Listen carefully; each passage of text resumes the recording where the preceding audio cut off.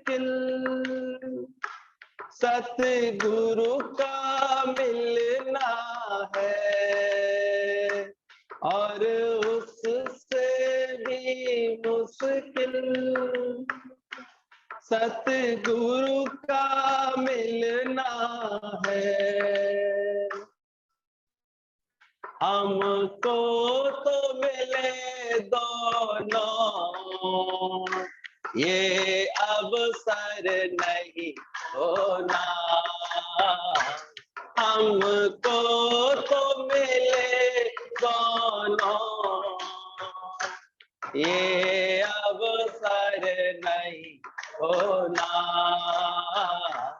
ऐ मनुष्य जन्म होना, इसको ना यूं ही खोना। ऐ मनुष्य जन्म होना, इसको ना यूं ही खोना। जन्मों से घिरे मन को विषयों से हटाना है। जन्मों से घिरे मन को विषयों से हटाना है और विरती को हरदम गुरु चरणों में रखना है और विरती को हरदम गुरु चरणों में रखना है। अब आने पड़े मुश्किल, हरि ओम जपा करना। जब आने पड़े मुश्किल, हरि ओम जपा करना। है मनुष्य जन्म इसको ना यूं ही खोना। सत्संग है एक दर्पण, सब दाग इसी से धोना। है मनुष्य जन्म होना, इसको ना यूं ही खोना। तू एक ही था और एक ही होगा, तेरा बंध और मोक्ष नहीं है। तू कृत्य कृत्य होकर के सुख पूर्वक विचर। बार बार उसको स्वरूप का बोध दे रहे हैं। कैसे संसार रूपी समुद्र में तू एक ही था और होगा, तेरा बंध और मोक्ष नहीं। किसी भी को भी बंधन में आने के लिए तीन चीजों की आवश्यकता पड़ेगी। कोई बांधने वाली सामग्री हो, किसी से बांधा जाए और कोई बांधा जाए। इसको तृप्ति बोलते हैं। ज्ञानी ने इस तृप्ति का भी नाश किया हुआ है। एक में इतना आ गया है, अब दूसरा है ही नहीं। गुरुजी कहते हैं जब सतना कसाई को ज्ञान हुआ, बकरा काटने वाला बकरा और काटने वाला तलवार गणसा, ये तीनों एक हैं। तो कहते हैं फिर उसका भ्रम मिट गया, फिर वो उस कर्म के बंधन से मुक्त हो गया।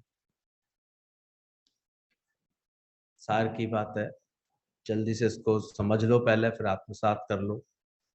ज्ञानी इस प्रकार कृत्य कृत्य होकर के सुख पूर्वक विचरता है कि ना मेरा बंधन है, ना मेरी कोई मुक्ति है। वो जानता है आदि सच जुगाद सच है भी सच, नानक होसी भी सच। इतनी वो अपनी आत्माकार वृत्ति बनाता है। आत्मा ना जायते ना मृते ना हन्यते, कोई पूछता था दादाजी आप आ गए, दादाजी आप बम्बई से कब आए। दादा अपनी इतनी ब्रह्माकार वृत्ति में रहते थे, कहते थे देखो ये मुझे पहचानता ही नहीं है, मुझे भूल गया, मैं कहाँ नहीं, मैं तो यही बना हुआ हूँ, तेरे रूप में कौन है, मैं ही तो हूँ।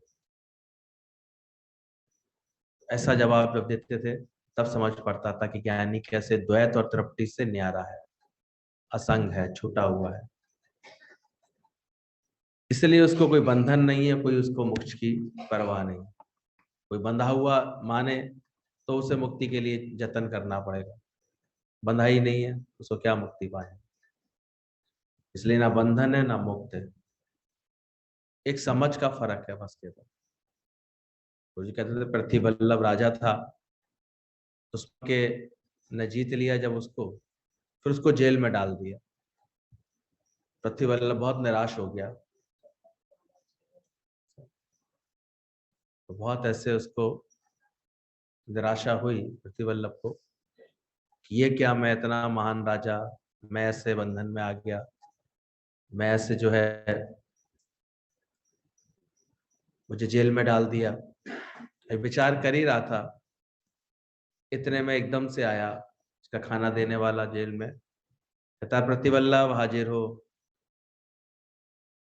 प्रतिवल्लभ को एकदम से एहसास हुआ, भले जेल में पड़ा हुआ हूं लेकिन हूं तो मैं प्रतिवल्लभ अभी भी, मैं तो अभी भी प्रतिवल्लभ, जेल में हूं तो क्या हुआ। उसका एकदम से सारी निराशा एकदम से दूर हो गई, एकदम से वो जागृत हो गया अपने अंदर में और उसका सारा दुख मिट गया। बोला अभी भी मैं हूं तो प्रतिवल्लभ।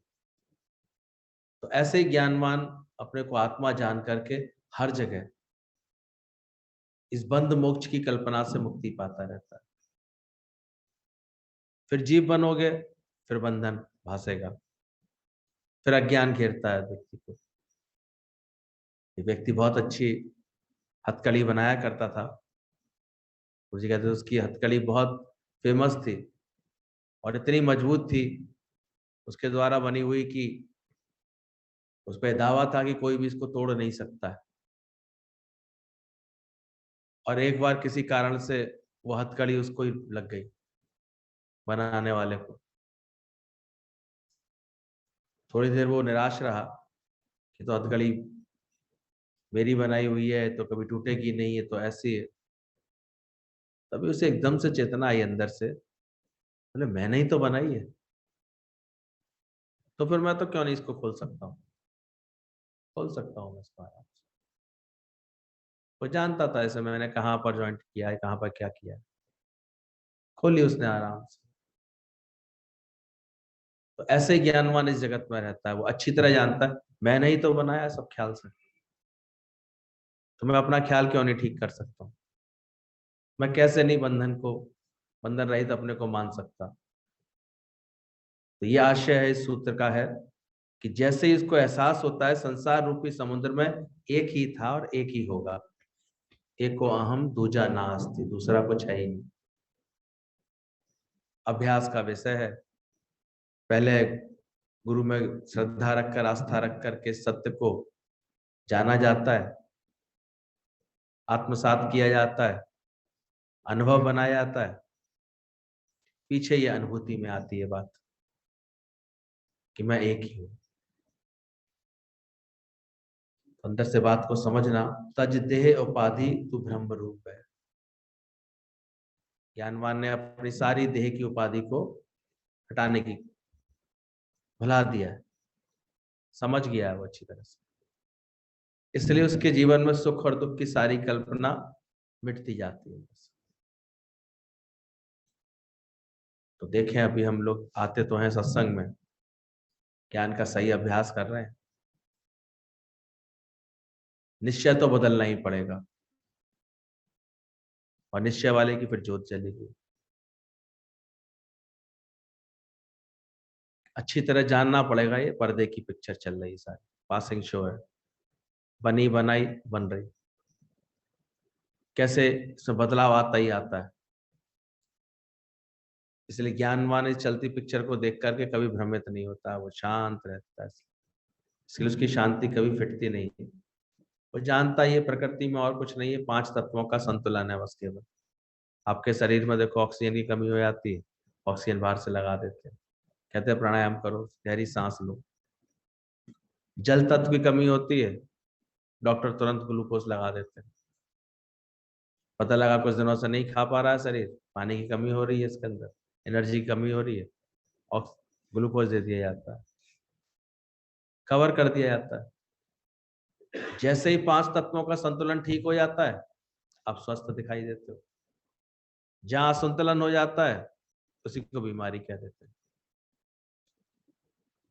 तो ज्ञानवान हमेशा जहां भी रहता है संतुलन को फिट करके रखता है अपने अंदर।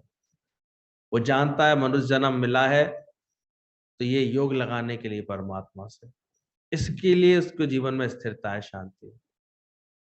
क्योंकि वो जानता है मन है योग युक्त होने के लिए मिला है मुझे। अज्ञानी इस संसार में लगा देता है, भटकाता रहता है। ज्ञानी जानता है कि पानी की उत्पत्ति पाताल से है, वो पाताल की तरफ जाएगा ही जाएगा। पानी को कितना भी उछालो किधर गिरेगा, नीचे जाएगा। सीढ़ी से गिरा दो नीचे आएगा। अग्नि की उत्पत्ति सूर्य से है, कभी भी कोई अग्नि लगाओ तो उसकी लौ किधर जाएगी, ऊपर जाएगी उसकी फ्लेम। मोमबत्ती को कितना भी नीचे झुकाओ ऊपर की तरफ जाती है। तो अपने मूल स्रोत की तरफ जाने का एक सहज स्वभाव होता है,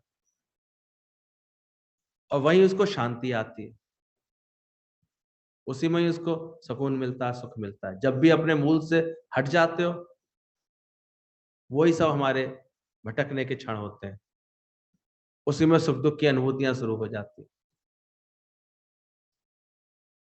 तो गुरु बार बार अपने मूल स्वरूप की तरफ तुमको लौटाता है। तो अपने घर में जरूर आ जा, खुद ही के बदले खुदा को पा जा। इस सच को पा जाओ, बार बार इसमें लौटो। इतना दृढ़ अभ्यास कर लो कि रात को भी कोई जगह के पूछे ना कि तू कौन, तो तुम्हारा एक सही उत्तर निकले। क्यों बैठ करके फिर किसी की माँ बन जाते हो, फिर किसी की पत्नी बन जाते हो, किसी का कुछ बन जाते हो। खेल खत्म करो अपने अंदर से। अच्छी तरह जानो खेल था, खेल डाला ऐसी चाल से। आत्मज्ञान तो ये है, जो गुरु से सच्चा ज्ञान अगर चाहिए तो यही बात समझनी पड़ेगी। बाकी तो मन बहलाने के लिए और सारी बात है। एक बूझे तो होवे पाक, ना बूझे सदा ना पाक। इसी को बार बार कहते हैं कि अंदर से तुमने देह उपाधि का तज दिए तो बात खत्म हो जाएगी। एक बाहर शहर को भी किसी को नंबर लगाना होता था पहले, तो एसटीडी नंबर होता था उसमें, और उसमें सबसे पहले 1 जीरो जरूर लगाया था। फिर मोबाइल आ गया तो मोबाइल में जीरो लगाने लगे। अभी तो कनेक्टिविटी इतनी स्ट्रांग हो गई है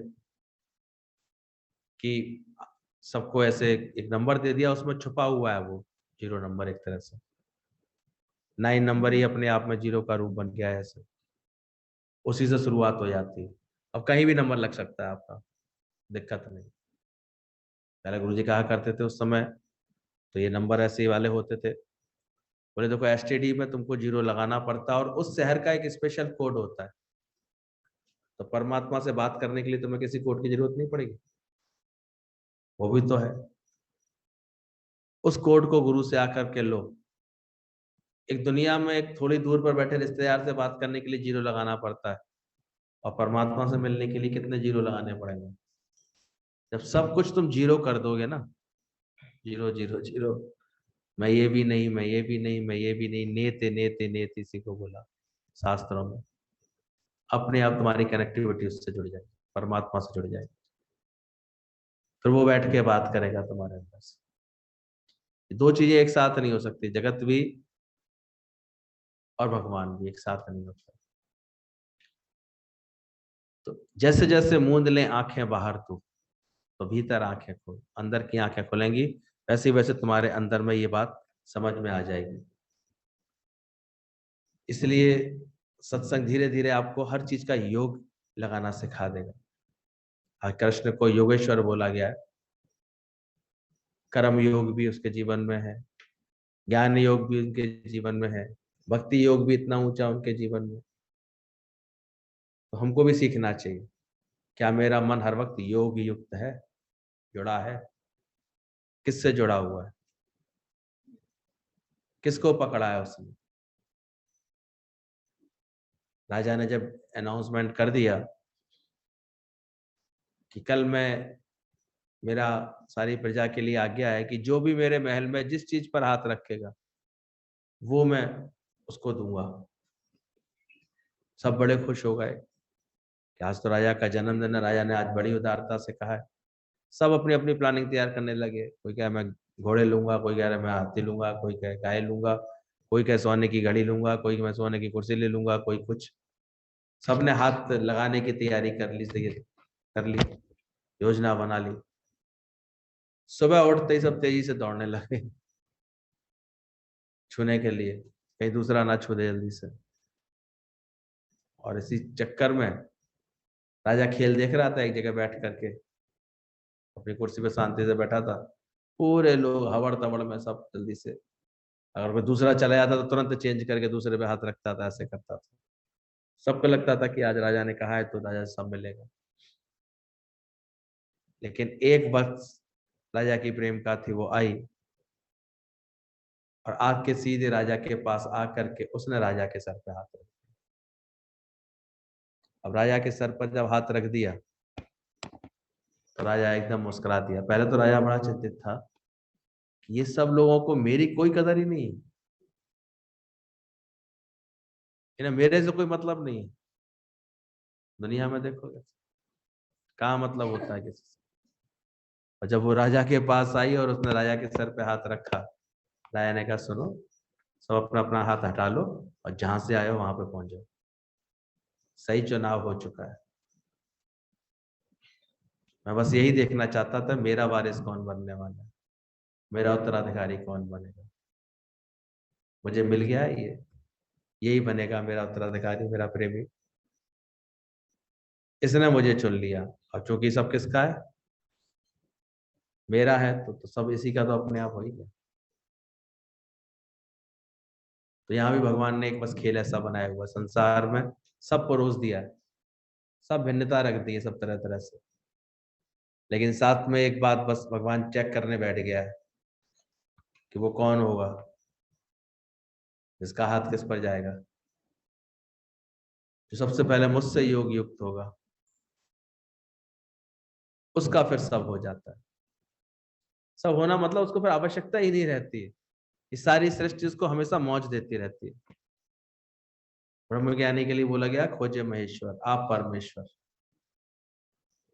तो ऐसा योग युक्त होना, इस एकत्व में आना परमात्मा के साथ, यही बड़ी से बड़ी भलाई होती है। तो कृत्य कृत्य होकर के सुखपूर्वक विचर, ऐसा ज्ञान समझ करके सदा के लिए सुखी हो जाता है। उसका आनंद कितना विशाल हो जाता है। सोचो, राम तीर्थ के पास इतनी अंदर सुंदर समझ थी। समझ जब अच्छी होती है तो चेहरा भी देखो उस हिसाब से होता है। आपके अंदर चिंता है, फिक्र है, कलह कलेश है, राग द्वेष भरे पड़े हैं, तो वैसे ही आपके चितवन होगी। अभी जिनको आसक्तियां हैं अपने घर परिवार में, आप देखो कभी उनको आप फ्रेश और फ्री नहीं महसूस कर पाओगे उनके चेहरे को देख करके। वो हमेशा किसी उधेड़ बुन में से कुछ बिगड़ रहा है, कुछ खराब हो रहा है, कुछ जा रहा है, कुछ ऐसे हो रहा है, कुछ ऐसे बिगड़ रहा है। हमेशा ऐसी उलझन में देखो उनके जीवन में। क्यों? अंदर आसक्ति बांधी हुई है, उन्होंने अभी बंधन खोला नहीं अपना, ज्ञान का अभ्यास नहीं करते ठीक से वो। और जो कर लेते हैं, हम लोग देखते थे पदार्थ तो है ही विनाशी, इसमें तो कहां तक रोक लो, किसको रोक लोगे। ज्ञानी कुछ भी बदलाव आएगा उसकी प्रकृति में, उसका वो आनंद लेता है। अज्ञानी मन रोष करे, चीखेगा, परेशान होगा, उलझेगा, विक्षेपता में आएगा। अज्ञानी कहेगा इसमें क्या बात है, जो दिखे सकल विनाशी। जब होना ही सबका विनाश है, तो अगर कहीं विनाश की क्रिया देखता है, लीला देखता है विनाश की, कोई चीज नष्ट हो रही होती तो वो उलझता नहीं है, परेशान नहीं होता, वो जानता है ये प्रकृति में ये छुपा हुआ है। कहीं सृजन हो रहा है, कहीं पालना हो रही है, कहीं विनाश हो रहा है। इसलिए बड़े आराम से पूरी लीला को देखता है। तुम भी चेक करो, तुम्हारे मन ने ऐसा बोध कर लिया, ज्ञान पक्का कर लिया, बनाते जाओ अपने आप को ऐसे। सारे समय वो चेक करता रहता है। हम तो देखते हैं जहां एक क्षण के लिए भी किसी में दोष दृष्टि आ जाए तुम्हारे अंदर, वही वातावरण एकदम बिगड़ जाता है सारा। एकदम अच्छा खासा प्रेम का माहौल, अच्छा खासा स्वागत सत्कार का माहौल, जरा सी दोष दृष्टि बस आ जाए मन के अंदर, बिगाड़ देता। इसलिए गुरु जी बहुत सावधान करते थे, ध्यान रखना, तुमको किसी ने किसी का गुरु नहीं बनाया है, किसी के चेक करने वाले नहीं बनना। कोई बहुत, जब बोले गुरु के पास कोई अपने आप आता है, उसके अंदर जब तक ये भाव नहीं आता है कि मेरा जीवन संवरे सुधरे, तब जाके उसके अंदर बदलाव आता है। जबर किसी को नहीं बोल देना, ये तो ध्यान रखना। बंदर मामा सलाह देने गए, उसको जो है, बंदर मामा को सलाह देने वो चिड़िया आई थी। अरे मामा देखो, मैं कब से कहती थी अपना घर बना लो, एक अपनी एक ठिकाना बना लो, अब पानी में ठुठुर रहे हो, परेशान हो रहे हो, कोई जगह ही नहीं है, हर जगह से भगा दी जाते हो। ये देखो मेरा घोंसला है कितना अच्छा है, तुम भी सीख लो। बंदर समझेगा? बंदर ने लेकर के क्या किया, उसी के घोंसले को और तो इसलिए सावधान करते हैं कि दोष दृष्टि नहीं रखना है जगत में किसी से, किसी में भी बार फालतू का, ये ऑटोमेटिक ऐसा विध्वंस पैदा करा देगी, क्रोध पैदा करा देगी। इसलिए ज्ञान के बाद निरंतर सावधानी अपनी बढ़ाती जाओ, अंदर देखते जाओ। Reformer wanted of themself not of others. इस सत्संग में आकर के देखो, तुम स्वयं के सुधारक बने, अभी दूसरों के तो नहीं। 2 मिनट में हम देखते हैं वातावरण को एकदम से, हमारा एक कहीं दोष दृष्टि, कहीं बोलना, कहीं टोकना, आग लगाने को काफी हो जाता है, खराब कर देता है। इसलिए बैठ करके गुरु के संग ऐसा अभ्यास करो, ऐसी शांति पाओ अपनी, ऐसे अंदर से पहले बैठ करके जग रचना सब झूठ है इसका अभ्यास करो। कूड़ राजा कूड़ प्रजा कूड़ सब संसार, कूड़ कूड़े से नेह लगाया विसर्या करता है, अंदर से रोज इसका। फिर धीरे धीरे मन कूड़ा कूड़ा करते करते फिर अंदर का ये दिव्य अभ्यास करेगा, आदि सच जुगादि सच है भी सच वो भी सच। फिर कैसे सब सच रूप है, कैसे एक सत्य इसमें सब में आत्मा का है, फिर स्थिरता इसके अंदर आ जाएगी। और जब ऐसा अंदर में भाव आएगा तो स्माइल्स आएंगी अंदर में, केवल शांति रहेगी, मुस्कुराना शुक्राना रहेगा। मुझे कहते हैं miles of miles you smile, ऐसे मुस्कुराहट रहनी चाहिए तुम्हारे अंदर। सबसे ज्यादा मोहक व्यक्ति देखो उसकी मुस्कुराहट के बाद लगता है। कल हम किसी को देख रहे थे, मैंने कहा वैसे सब इतना सुंदर, लेकिन जैसे ही मुस्कुराहट आई चेहरे पर, तब जाकर के वो चेहरा खिला, नहीं तो नहीं खिला, ये तो नहीं सूट कर रहा था। भगवान ने सबके अंदर ही कैसे ये डाला हुआ है। ऊपर से तो बनावटी, कभी हंस भी लोगे तुम तब भी इतना मजा नहीं आता, पर प्रसन्न चित्ता आ जाती है, फिर वो मुस्कुराहट काम करती है। इतनी मोहक थी राम तीर्थ की मुस्कुराहट, और ज्ञान का अंदाज भी था, होता ज्ञान की, ज्ञान जिसके अंदर होता है वो उसकी मुस्कुराहट सच्ची हो पाती है, धीरे धीरे निर्लिप्त होती है, निष्कामता से भरी होती है, सबके कल्याणकारी होती है। कहते हैं पुलमैन के कार का मालिक था फॉरेन में, तो उतना खुश हो गया, उसने एक गाड़ी की चाबी उठा करके उसकी जेब में डाल दी, बोले सर ये मेरी तरफ से आपको गिफ्ट है, आपकी इस सुंदर ज्ञान और आपकी इस मुस्कुराहट पर मैं इतना मोहित हूँ कि मैं चाहता हूं मैं ये गाड़ी आपको अपनी तरफ से गिफ्ट करूं। लेकिन राम तीर्थ इतने अंदर से निर्लेप नहीं आ रहे थे, और बड़े प्रेम से वो गाड़ी की चाबी उसके हाथ पर रखते हुए कहते हैं, केवल एक गाड़ी, मैं तो समझ रहा था पूरी फैक्ट्री मेरी है। सोचो ब्रह्मज्ञानी का कितनी सही समझ होती है, सारी सृष्टि का वो मालिक होता है, कितना कृतकृत्य होकर के घूमता है। तो कहते हैं ऐसी उसके अंदर में फीलिंग होती है, सारी सृष्टि जैसे मेरे लिए ही सज रही है, सारी मीलों में कपड़े मेरे लिए ही बन रहे हैं, सारी सृष्टि में पूरी पृथ्वी पर सारा भोजन मेरे लिए ही पक रहा है। इतनी विशालता का उसको अनुभव रहता है, ऐसा आनंद है उसके पास। खुटेलापन, खालीपन, कमी, ये सब भाव तो गुरु की कृपा से कहाँ खत्म हो जाते हैं, गायब हो जाते हैं उसके अंदर से। देखना वो ऐसा कृत्य कृत्य होकर के सुख पूर्वक विचरता है, ऐसा आनंद है। ब्रह्म आनंद समान ना दिखे कोई, धन माणिक लाख करोड़। और दुनिया में खामा खा हम लोग उस सच को, अपने अंदर के इतने बड़े खजाने को तो ढूंढना भूल जाते हैं और ऐसे ही भटकते से रहते हैं और फालतू के संस्कार डाल लिए। बड़े होंगे तो शादी करेंगे, तो शादी करेंगे तो फिर हमें कोई सुख देने, क्यों मिलेगा भाई तुम्हें सुख देने वाला? या कोई गारंटी है किसी की? कोई बता हुआ है क्या मिलेगा ही? आया अकेले हो जाओगा अकेला। आज नहीं खुश हो तो कल भी कभी खुश नहीं हो पाओगे। तो आज अभी की परिस्थिति में खुश नहीं रह पाएगा वो कल कदाचित हो पाएगा। इसलिए झूठी आशा का सवाल ही बना रहता है इंसान हर समय।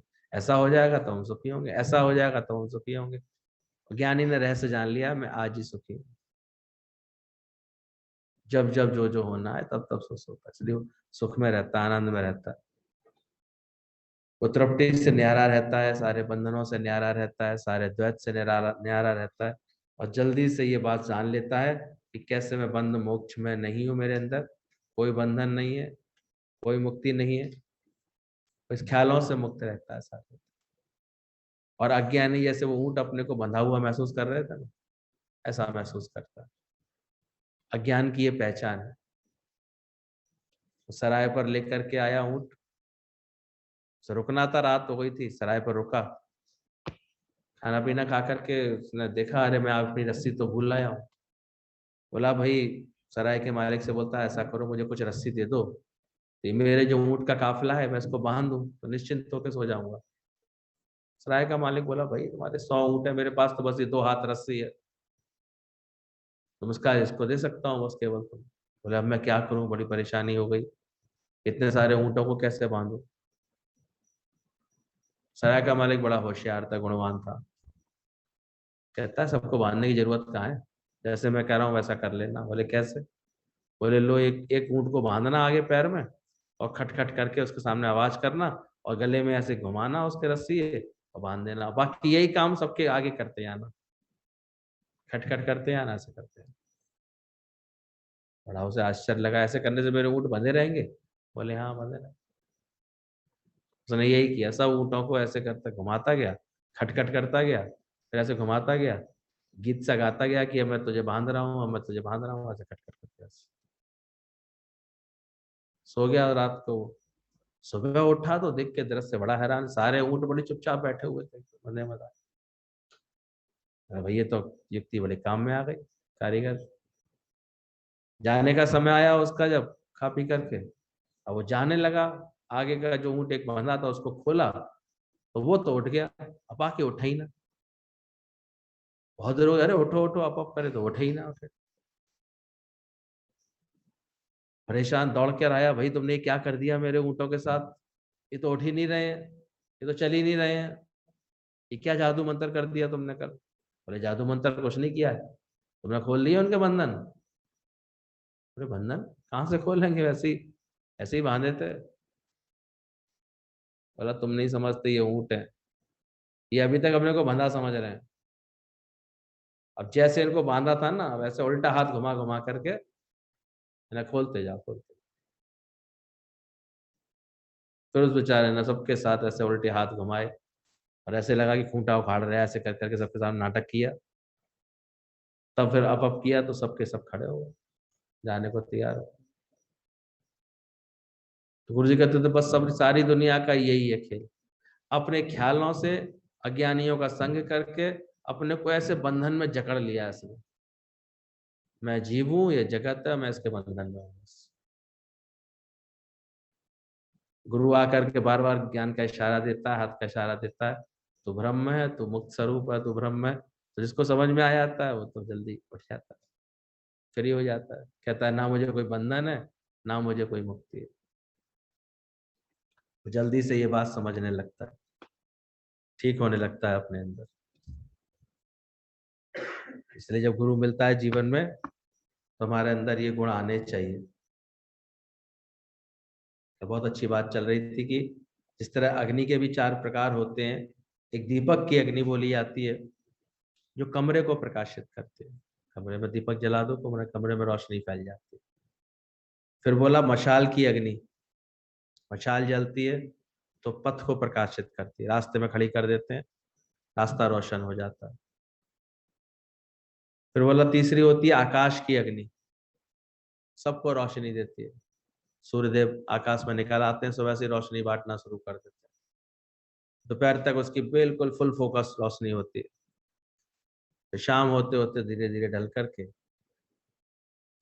वो रोशनी खत्म नहीं होती, कहीं भी ध्यान रखना, बस इंडिया से अमेरिका पहुंच जाती है क्योंकि पृथ्वी घूम जाती है, वो तो अपनी जगह जलती रहती है। तो आकाशवत एक बड़वानल अग्नि बोली गई, अग्नि का चौथा रूप बोला गया बड़वानल, वो छुपा हुआ होता है। बहुत सुंदर समझ गुरु जी देते हैं कि ज्ञान में आने के बाद देखो ये चारों अग्नियां तुम्हारे जीवन में हैं। तुमको दीपक की तरह भी जलना सीखना पड़ेगा। तुम अपने घर की रोशनी बने हो।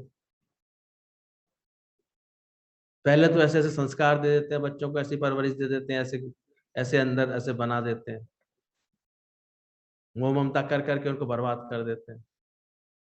और फिर देखो कलेश घरों में। क्या करें, एक बार किसी को कुछ लग गई आदतें, आलस प्रमाद घुस गया उनके अंदर, फिर वो बदलेंगे कभी अपने स्वभाव को? गलत स्वभाव संस्कार अगर पैदा हो जाते हैं तो बदलते हैं। तुम ही असंग हो जाओ, शांत कर लो। टोकोगे बोलोगे तो बात और बिगड़ जाएगी। तो देखो ज्ञान के बाद तुम ऐसे दीपक बने, रोशनी ज्ञान की फैल रही है तुम्हारे जीवन से। बहुत इसके लिए तपस्या गुरु कहता है करनी पड़ेगी तुमको, ऐसे खुद को दीपक के समान, ऐसे हर वक्त ज्ञान का प्रकाश तुम्हारे आचरण में हो, जीवन में हो। क्यों बोला, कर्म का खाता क्यों खोला, क्यों टोका, छोटी छोटी गलतियां लगातार होती रहती है बहुत सालों तक। ये तो गुरु बार बार इसके लिए सफाई या सावधान करता है, ज्ञान देता है, तब जाके धीरे धीरे छीण होती है। तो अपने घर का दीपक, इसलिए तो बड़ा मुश्किल हो जाता है घर वालों को तुम्हारे ज्ञान की कदर करने की, वो करते नहीं है वो, इसलिए वो जानते हैं ये बस बाहर बाहर ही बाहर ऐसे रहते हैं, घर में देखो कैसे बोलते हैं, कैसे अपमान कर देते हैं, कैसे कह देते हैं, कैसे अपनापन रख लेते हैं, कैसे ममता आ जाती है, कैसे टोकना टाकना आ जाता, सब आ जाता। इसलिए बोला दीपक, वो अग्नि पहले अपने अंदर पैदा करो। दादा ने पहले 20 साल वो अग्नि पहले अपने जीवन में जलाई ऐसे, तब जाकर के वो 20 साल बाद निकले निष्काम के लिए। इसलिए ध्यान रखना, भले यहाँ पर गुरु कह देता है आप जपे और नाम जपावे, लेकिन चेक जरूर कर लेना तुम पहले घर में इतने निष्कामी हुए हो, प्रेमी हुए हो, असंग हुए हो। ऐसी रेस्पॉन्सिबिलिटीज तुम्हारी पूरी है, यानी कि सभी रेस्पॉन्सिबिलिटी पूरी हो जाती है।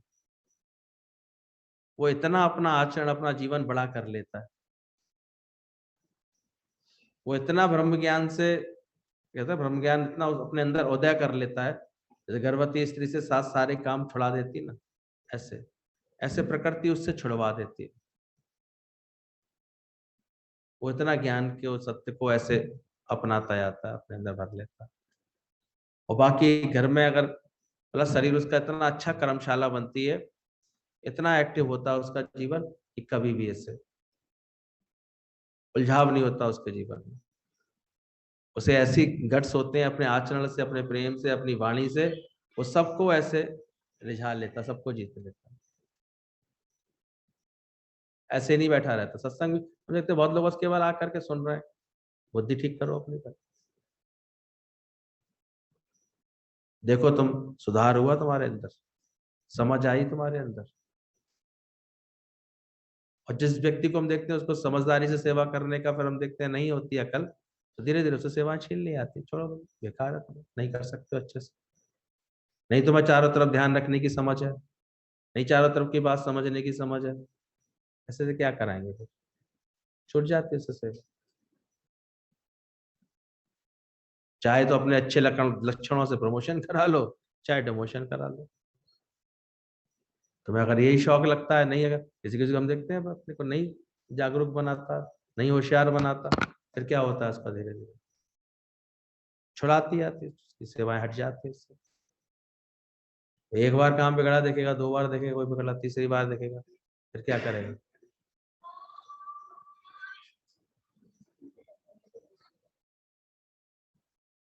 हम करना ही नहीं आता बेचारे को, मुंह में बॉयल होना आता है।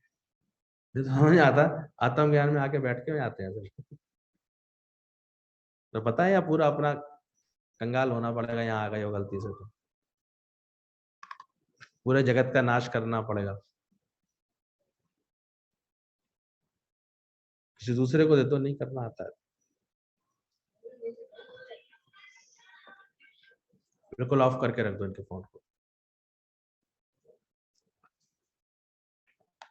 छोड़ा है करो घर पर, 2 घंटे के लिए तो फ्री होके आके बैठा करो यहाँ पर।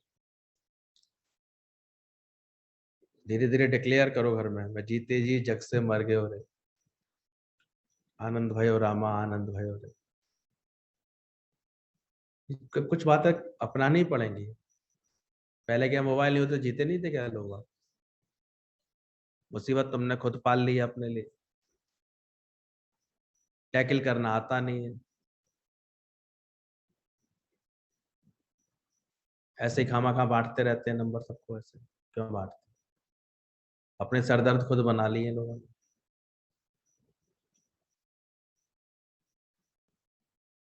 पर इधर शौक पहले आ जाए ज्ञान के बाद, अपने छूटने का शौक आए तो अंदर से ये बातें समझ में आएंगी। सालों साल तो ऐसे गंगा का गंगा था, जमुना का जमुना था, सत्संग में आके बैठे तो हाँ जी हाँ जी हाँ जी ऐसे करते दिखाई देंगे, जैसे बड़ा कितना अच्छा समझ रहे हैं सत्संग बैठ करके। इसे समझ में नहीं आता इसलिए। ये अपनी हस्ती मिटाने का इसको शौक लगता है, ये आत्मज्ञान उसको जीवन में आनंद देता है, वो इसका लाभ लेता है अंदर से। तो देखना अपने जीवन में तुमने दीपक जैसी अग्नि अपने घर में अपने को प्रकाशित किया है कि तुम्हारे निकट कोई घर परिवार में आके बैठे तो अब धीरे धीरे केवल ज्ञान के लिए आके बैठे। इतना तुमको अंदर में सावधान होकर चलना पड़ेगा। मिले संत कछु कहिए सुनिए, मिले असंत चुप होए रहिए। दुनिया की तरफ से ऐसी मौन आ जाए तुम्हारी, इतनी शांति आ जाए। क्या करे तेरे बकुंठ को जहाँ सात संगत में, तुम्हारा इतना भी रस ना रहे कि क्या भटकना क्या जाना। इसलिए सत्संग जब आ जाता है अंदर से, ये सब चीजें छूटती जानी है अंदर से जाना चाहिए। अपने अहंकार को छोड़ना, अपने अलंकार को छोड़ना, अपने अंधकार को छोड़ना, अधिकार भावना को छोड़ना, और अंगीकार यानी धारण करने की भावनाओं को छोड़ना। 5 आ से अपने आप को दूर करना चाहिए। साधक के अंदर ऐसी अपनी ज्ञान की अग्नि जलाता है, अपना सारा अहंकार, कुछ भी बनना बनाना उसको सब ऐसे झूठ लगता है, ऐसे खराब लगता है। क्या बन के लेंगे, क्या बनना? और बिना इतना ज्ञान नहीं होता ना, बनने में बड़ा मजा आता है। ऐसे, मैं माँ बन गई, अब मैं बाबा बन गया, मैं ये बन गया, बनने में बड़ा मजा आता है। तो गुरु जी कहते थे ज्ञान अगर ढंग से समझ में आएगा ना, तो कोई रिश्ते नाते रख करके बोलेगा ना, तुमको पसंद नहीं आएगा, छूटोगे वहां से। इसलिए थोड़ा कड़वा होता है ज्ञानी सबके लिए, हटता है वहां से। अपना अहंकार छोड़ना पड़ेगा, ज्ञान अग्नि जला करके, दीपक जला करके। अलंकार जो भी ये सब टैग लगे रहते ना, मैं फलाना हो गया, मैं फलाना हो गया, ये सब छूटता है उसका। उसे कुछ बनना बनाना पसंद ही नहीं आता। करना था सो कर चुका, देह मानुष के धर चुका। इसलिए ऐसी प्रवृत्ति के बीच में वो बड़ा मौन होता है, शांत होता है। बर्फ जैसे कहता है ना, फ्रिज के अंदर बर्फ जम रही है, बाहर कितनी भी गर्मी बनी रहे, गर्मी होती है बाहर कितनी, लेकिन फ्रिज खोलोगे तो क्या निकलेगी? बर्फ मिल जाएगी उसमें तुम्हें। तो ऐसे ज्ञानवान ने बना रखा है अपने दिल को, कैसा बना रखा है? फ्रिज का, तो शांत शीतल, उसमें वहां पर कोई बात पहुंचती नहीं, कुछ बनना बनाना वहां घटित होता ही नहीं है, वहां एकदम स्थिरता शांति लगी रहती है। बाहर से भले बैठा होगा दिखाई देगा तुम्हें घर परिवार में, लेकिन अंदर से कुछ नहीं बनेगा। इसलिए उससे किसी भी, किसी के व्यवहार से, किसी की घटना से, किसी बात से कोई प्रभाव नहीं पड़ता अंदर, वो इतना बर्फ की तरह कुछ शांत रहता है। बोले सब बाहर हो रहा है, सारी गर्मी कहाँ है? बाहर है। तो फ्रिज के अंदर गर्मी दिखाई देगी, तो तुम्हारे अंदर आना चाहिए जगत, कहाँ रहना चाहिए सारा? अंदर तो इतना जपा जाप उसके ब्रह्म स्वरूप का चलता रहता है, इसलिए इसलिए पहले गुरु इतना बस जाता है उसके अंदर। उठत बैठत सोवत जागत, ये मन तुझे चितावे। इतना उसका गुरु से प्रेम हो जाता है। और गुरु से प्रेम का मतलब क्या? इतना आत्म भाव। कभी कभी हम गुरु में भी अटकते देखते हैं किसी को, हम कहते हैं ये बात ही नहीं समझ रहे। गुरु में अटकने का मतलब थोड़ी, गुरु से, गुरु जो कह रहा है तू आत्मा है, इसको बसाने का मन होना चाहिए अंदर से, ये बात कैच करनी चाहिए। ना मैं तनी रहा, ना मैं मनी रहा, सतगुरु मिलने से झगड़ा खत्म हो गया। सारा परिवर्तन अंदर का है, बाहर का कुछ नहीं। बाहर से कछु सूझत ना है, और अंतरवर से नूर। घर में कोई लोग, अगर चार लोग झगड़ भी रहे होंगे ना, आप ज्ञानवान को अंदर से बहुत आनंदित देख लोगे। क्या क्या पिक्चर देखते नहीं है क्या? पिक्चर में फाइटिंग सीन नहीं चल रहे होते हैं क्या? बड़े आराम से रह लेता है। कोई कैसा भी उसके साथ व्यवहार कर रहा हो, उल्टा सीधा बोल रहा हो, तो करती है, अभी होगा। अब कोई क्रोध में आएगा तो बोलेगा ही ना, कोई विक्षिप्तता में आएगा तो चार बातें बोलेगा ही ना। पर ज्ञानी का फ्रिज खराब हो जाता है क्या? कि ठीक बना रहता है? कैसे तुम सबके फ्रिज, अंदर क्या रहता है? देख लो। यहाँ तो बड़े आराम से बोल दो ठंडक रहती है, बाकी हकीकत क्या रहती है वो तुम देख लो।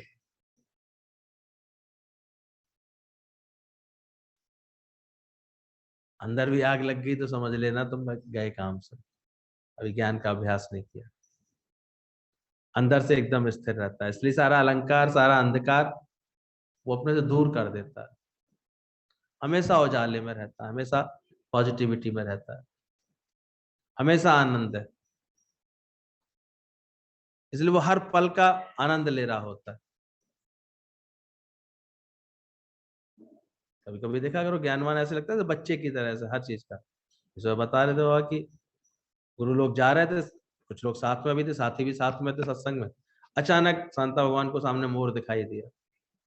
वो मोर मोर मोर करके ऐसे खुशी से, ऐसे बच्चा नहीं चहकता, ऐसे चहकने लगे। और वो सत्संगी जो साथ में, तो वो क्या, क्या पहली बार मोर देखा क्या? ये मोर क्या इन्होंने पहली बार देखा? ऐसे भाव आ गए उनके अंदर। तो वो चहके नहीं, कुछ नहीं हो पाया मोर को देख के, बोले ऐसे मोर तो देखते हैं, तो कौन सी बड़ी बात। पनाड़ी भगवान ने पहचान लिया कि ये लोग ये समझ रहे हैं कि शायद शांता जी ने पहली बार मोर देखा है। बोले ये मत समझो, बल्कि ये सीखो इनसे कि कैसे ये हर क्षण का, हर बात का आनंद लेना इनको आता है, तो मूर्ख को तुम्हें आता ही नहीं। ज्ञानी पानी पड़ेगा उसका भी आनंद ले लेगा, कुछ भी दिखेगा उसका आनंद ले लेगा, क्योंकि उसे आनंद में रहना आता है, आनंद मनाना आता है, इसलिए आनंद बांटना भी आता है उसको। जो सुफट से होते हैं उन्हें नहीं, जी भी कोई बात है, क्यों हंसे क्यों तारीफ करें, क्या प्रशंसा करें, ऐसे करते रहते हैं। ज्ञानी को आर्ट होती है। वो जरा जरा छोटी छोटी बातों की ऐसे प्रशंसा करके, प्रेम करके, खुशियां मना करके ऐसे आनंदित रहता है। उसका आनंद ऐसे हर वक्त ऐसे प्रकट होता रहता है। तो अंधकार को उसने दूर किया, हर जगह वो उजाले में, आनंद में, भरपूरता में। उसने अपने अंदर से अधिकार भावना को दूर किया। अब अधिकार नहीं रखता वो किसी बात पे, किसी पर दावा ना जमा लेना, मेरा बेटा है, मेरी बात माननी चाहिए, मेरी बेटी है, मेरी बात, अरे आग लगे ऐसी अधिकार भावना में, अपने कोई गाली देता है वो। क्यों माननी चाहिए, क्यों मनवाऊं खामखा। तभी गुरुजी बोलते थे सांस बनोगे तो सांप की तरह डसोगे, और बहु बन गए गलती से तो बहुत काम आएंगे, बहुवचन हो जाएंगे तुम्हारे, झगड़े के कारण मना लोगे तुम ऐसे। तो समझो, ज्ञान की गहरी बात को समझो, समझ को समझो कि अगर ज्ञान तुम्हारे अंदर जा रहा है तो तुम्हारे अंदर से अधिकार भावना निकली हर एक के अंदर, हर एक के लिए। किसी व्यक्ति, किसी वस्तु पर अधिकार तो नहीं बना के बैठे हुए। अधिकार रखोगे तो धिक्कार मिलेगी ही मिलेगी, दावा जमाओगे तो दुख मिलेंगे ही मिलेंगे। दावा ना जमा लेना है, देश है बेकार। तो ये अभ्यास वो लगातार करता है, ना तो कोई अलंकार रखता, यानी बाहर से कोई टैग अपने ऊपर नहीं, बस मैं ब्रह्म स्वरूप हूँ, एक यही बात जानता है अंदर से। सारा अहंकार हटाता है, अंधकार अंधकार भावना हटा देता है, और कोई धारणा बना करके रखता किसी के बारे में। अज्ञानी तो तुरंत अभी किसी का व्यवहार देख के आएगा, कोई स्वभाव देख के आएगा ना, एकदम से धारणा बना ले, वो फलाना ऐसा है, वो ऐसा है। ज्ञानी कोई धारणा नहीं बनाता किसी के लिए। ठीक है, भगवान को ऐसे ही रोल कराना था उससे, भगवान को ऐसे ही कराना था। इसलिए जहां जाता है वो अपनी खुशी मेंटेन रखता है और दे भी पाता है सबको कुछ। अज्ञानी तो कहीं भी कुछ ऐसे देखेगा, अवस्था देखेगा ना, उलझ जाएगा, परेशान होगा। अरे इतनी भी अकल नहीं थी, इतना भी नहीं था, ऐसे भी नहीं था, ऐसे करके परेशान होने लगेगा। अज्ञानी जानता है थोड़ी देर के लिए आया हूँ, सुख देने आया हूँ, लेने आया हूँ, सुख लेगा देगा, लेना देना आनंद का हो, बाकी सारा वो पकड़ता ही नहीं कुछ भी। अधिकार कुछ है नहीं, आना है ना कुछ है, इसलिए अफसोस भी नहीं है उसके पास। अज्ञानी तो सारे समय अफसोस, अरे बेकार किया, बेकार आए, बेकार, बेकार है ही नहीं, कहने के लिए सब कार है उसके पास, कार में घूमता रहता है। अधिकार है नहीं, दावा है नहीं, सुधारना है नहीं, किसी को बनाना कुछ है नहीं, करना था सो कर चुका, देह मानुष की धर चुका, बस ये जानता। वो हर वक्त अपने आनंद में ही, अपने ब्रह्म के आनंद में ही है, और कुछ। तो ऐसा अपने अंदर वो ऐसा दीपक जलाता है, तो बोला ये पहली अग्नि उसके अंदर में ज्ञान की खुद की जलती है, उससे उसका जीवन रोशन होता है। और फिर बोला जाकर के वो मशाल बनाता है अपने जीवन को, कि उसके जीवन से फिर सबको रोशनी मिलती है। मुश्किल से मनुष्य जन्म मिला है, पता है कितना कीमती मनुष्य जन्म मिला है। अभी मैं कहूँ किडनी दे दो अपनी, 6 लाख रुपए मिलेंगे तुम्हें, कितना कीमती है। तो दो दो पड़ी है भगवान के पास। 15 करोड़ का तो दिल ही रखा हुआ है, उसके बाद से फटीचर से दिखाई देते हैं लोग, आगे ऐसे लुट्टे पड़े, यानी पता नहीं क्या हो गया, यानी क्या क्या बिगड़ गया इनका, क्या और क्या मिल के आ जाएगा इनको। एक आध दो औलाद पैदा कर ली होगी, उनके जीवन में फजीते कर दिए होंगे, इससे ज्यादा क्या कर लिया होगा बताओ। कभी अपने को 4 गालियां देने का मन नहीं करता तुम लोग? बैठ के पहले अपने को कूटो अंदर से। कूटोगे तब ये मैल निकलेगा, कपड़ा कूटना पड़ता है तब जाके मैल निकलता है, ऐसे थोड़ी होता है। इतना मैल पड़ा हुआ, इतना मेरापन पड़ा है, इतना मैलापन, इतना अंदर में अज्ञान, सारे समय ऐसे चारों कोने चिकट भरे। ऐसे गुरु के पास आओ तो तब तक ये भाव जिसके नहीं होता ना, चारों कोने मेरे चिकट भरे, धोए धोए, ऐसे गुरु मुझे चारों तरफ से कूट कूट के धो देना अच्छी तरह। मुझे भले ही कूट कूट के मेरे कीमा बना देना, लेकिन मेरा अज्ञान निकलवा देना। जिसके अंदर ऐसी भावना होती है ना, वो अपना उद्धार करता है ऐसे। मिलेगा क्या तुम्हें दुनिया से, सोचो। इतनी अच्छी भगवान ने सूरत बनाते से बनाई थी, तो कैसे कैसे बना के बैठे हैं। तो यहाँ बैठाल बैठाल के सोच सोच के तब जाके सुधारता। कुछ लेके आई दुनिया से, कुछ था तेरा, कुछ जाएगा तेरे साथ? नहीं दिखाएंगे दुनिया को, नहीं हमारे से सिंपैथी करो, हमारा बड़ा बुरा हुआ है। क्या बुरा हुआ है तुम्हारा? आई अकेले जाओगी, अकेले। ज्ञान की समझ ठीक करती धीरे धीरे, तब जब पहले दीपक की अग्नि बन जाते हो, फिर मसाल की अग्नि बनते हो, फिर किसी का तुम पथ प्रकाशित कर सकते हो, फिर तुम्हारे रास्ते पर कोई आता है इसके पीछे। और ब्रह्म ज्ञानी की तो पूछो ही मत बात, वो तो सूर्यवत हो जाता है, सूरज की अग्नि, आकाश की अग्नि से, सूर्य का रूप होता है। कहाँ लखनऊ में बैठे बैठे उन्होंने कितने एरिया को प्रकाशित कर दिया। जीवन तो ये होता है। हमसे खुद को नहीं खुश रखा जाता, सोचो। कभी अपने लिए बोला करो, ऐसे सोचा करो। एक खुद को नहीं खुश रखा जाता। रोज दिन भर में जब तक एक आध बार घर में वातावरण बिगाड़ नहीं लेते ना, लोगों को चैन नहीं आता। उनकी मोह ममता इच्छा कुछ ना कुछ गड़बड़ कर ही लेती है, टेंशन कर लेती है।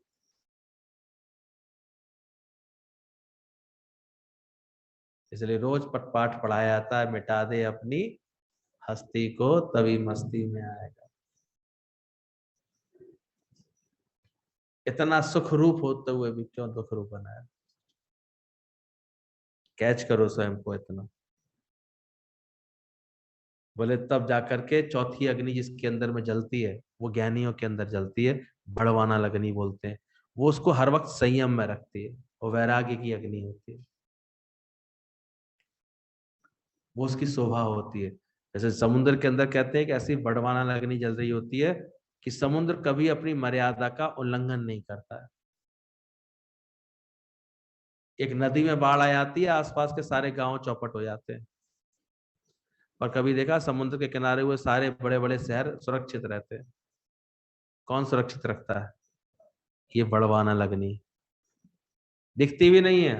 कहते हैं समुद्र के गर्भ में एक ऑटोमेटिक ही उसके अंदर एक ऐसी ऊर्जा ऊष्मा है जो उसके जल को कंट्रोल रखती है, सोख कर रखती है।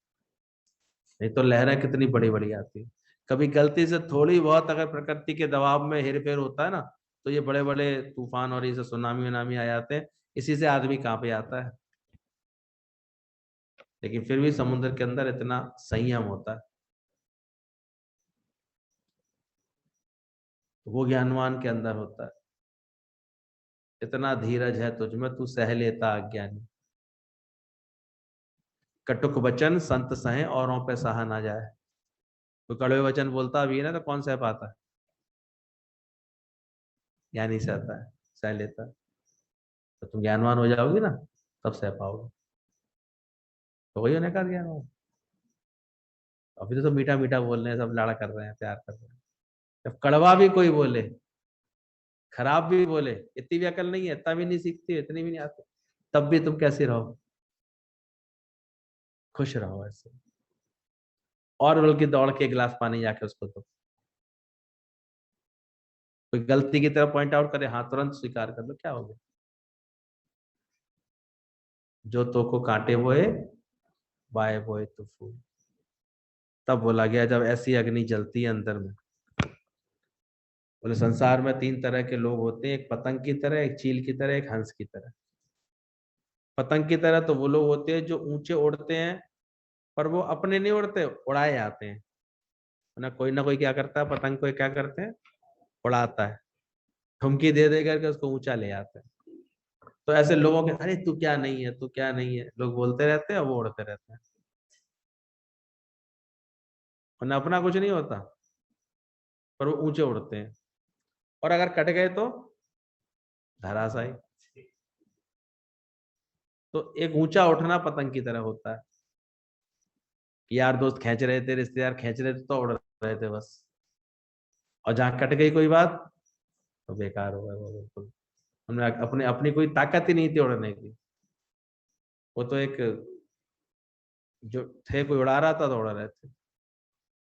दूसरे चील के समान ऊपर उड़ते हैं, मुझे कहते हैं। चील आकाश में गहरे बहुत ऊंचे आकाश में उड़ते जरूर है, लेकिन देखा करो उसकी आकाश में उड़ते उड़ते भी निगाह कहाँ रहती है, नीचे कहीं उसे मांस का टुकड़ा दिखे या कुछ ऐसे खाने की चीज पड़ी दिखे, झपट्टा मार के कहाँ आती है, एकदम ऊपर से कहाँ जाती है नीचे। गुरु जी कहते हैं ऐसे चील की तरह उड़ना भी कोई मतलब नहीं रखता। ये कहने को तो बड़ी ऊंची ऊंची बातें करते नजर आ रहे हो, पर जैसे लोभ का कारण आया तो कहाँ गए, तरह एकदम नीचे।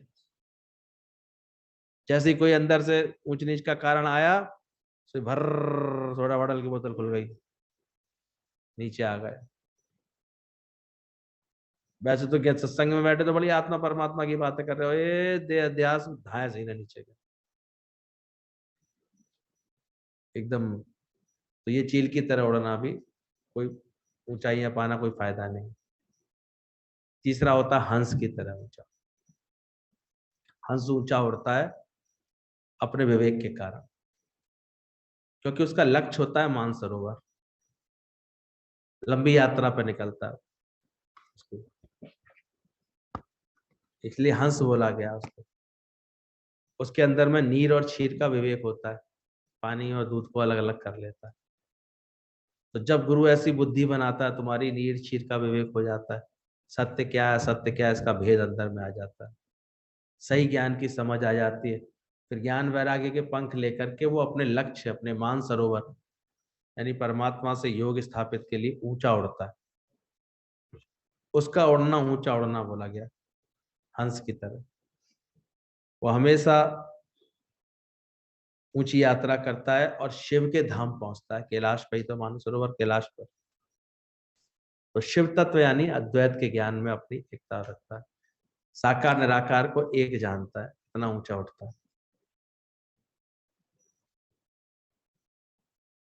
हमेशा देखो शिव को क्यों मदेवों के देव बोला गया, इसलिए। और उन्हीं के दोनों स्वरूपों का पूजन है, उनका साकार रूप का भी पूजन है और एकमात्र देव है जिनके निराकार रूप का भी पूजन है, शिवलिंग का भी पूजन है। ऐसे एक ब्रह्म ज्ञानी का ही चाहे वो धरती पर हो तब भी पूजा जाता है, और चला भी जाता है ना अगर साकार उसका अंतर ध्यान भी हो जाए तब भी वो पूजनीय रहता है, क्योंकि वो इतनी अपनी आत्मा से प्रेम करके बैठा है, इतना प्रकट करके बैठा है। तो हम सबको भी गुरु की बात समझ करके जल्दी से ये अपना अभ्यास बना लेना चाहिए। देखना कहीं ऐसे तो नहीं अभी पोज बनता हमारा चील की तरह, कहीं हम ऐसे तो नहीं है कोई उड़ा रहा है इसलिए उड़ रहे हैं। ऐसे ही आ जाते हैं कभी चार भक्त लोग ऐसे बहुत प्रशंसा करने वाले मिल जाते हैं, अरे गुरु जी क्या नहीं है, अरे आप क्या नहीं है, क्या क्या वो भामा का उड़े आ रहा है हवाई आज बन गया एकदम से। फिर कोई परिस्थिति आ गई एकदम से तो औंधे मुंह पड़े हुए, जरा सा कोरोना आ गया गए काम से। तो ऐसी उड़ान बेकार है, चील जैसी उड़ान भी बेकार है। कि कभी तो बड़ी ऊंची ज्ञान ध्यान की बात है और कभी एकदम से धरातल। हमेशा कौन सी उड़ान अच्छी होती है, कैसे उड़ो, हंस के समान विवेक जागृत करके, लक्ष्य की तरफ जीवन बढ़ता हुआ, हमेशा मानसरोवर की यात्रा पर निकला होता है वैसे। हंस बोला गया उसको। अरे पहले हंस तो तभी तो हंस बनेगा। गुरु पहले हमारी प्रकृति को खुश रहना सिखाता है, हंसता है, हंसते हंसते फिर उस पर कैसे वो नाक की बिंदी रस लगाता, हलंत लगा के क्या बनाता है धीरे धीरे, हंस।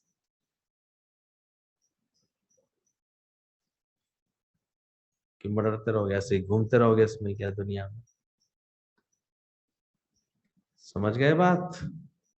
इसलिए गुरु के ज्ञान को प्लस करो, परिस्थितियों को माइनस करो, प्यार को मल्टीप्लाई करो, और गुरु ने जो प्रेम दे दिया है उसे क्या करो, डिवाइड करो। अगर कोई मैथमेटिक्स सीखनी है तो ये वाली सीख लो। क्या करो, हमेशा जीवन में गुरु के प्रेम को, गुरु के ज्ञान को प्लस करते जाओ, जोड़ते जाओ।